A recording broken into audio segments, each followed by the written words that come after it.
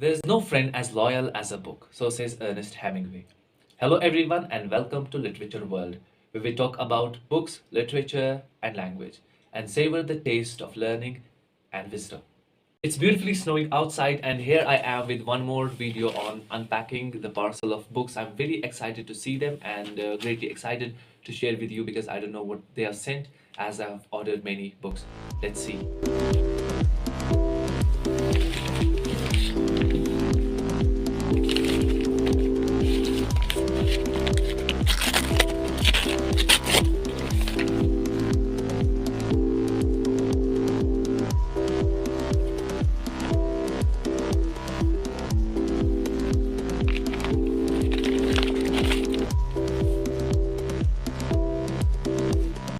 The first book is an anthology of short stories by Alice Munro.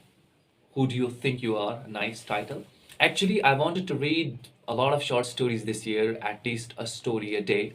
And I thought of reading different stuff. I contacted my teacher and asked him which story should I read, apart from the old ones like Anton Chekhov or Tolstoy, and we have Guy de Maupassant.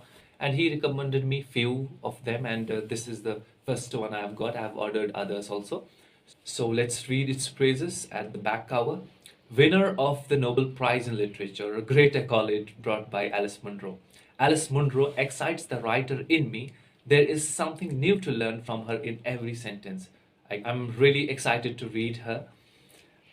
More praises here. Brilliant at evoking life's diversity and unpredictability, Alice Munro is an unrivaled chronicler of human nature. Sunday Times.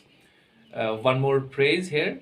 The particular brilliance of Alice Munro is that in range and depth, her short stories are almost novels. Daily Telegraph. Uh, I'm sure that you two are really excited to read this one. If you want to buy, there is a link given in the description. You can buy there. And when I'm done with this, maybe if when I read one short story, I'll be sharing maybe with you all. I'm sure that you are very curious about it. So the second book is actually William Shakespeare's one of the greatest tragedy, Othello. See, the beauty of this book is Shakespeare is very hard not to crack. He's very difficult to understand and difficult to read. Way back when I read his text for the first time, his original text for the first time, I was greatly fascinated. Before that, I had read Shakespeare, but it was not the real language. It was actually translated, like Charles and Mary Lamb. They have translated his stories into prose. But I had not really tasted the real language of Shakespeare. And one day I happened to read a parallel text. On one side there was a real text, and on the other side there was a translation of it. So that helped me a lot in understanding William Shakespeare.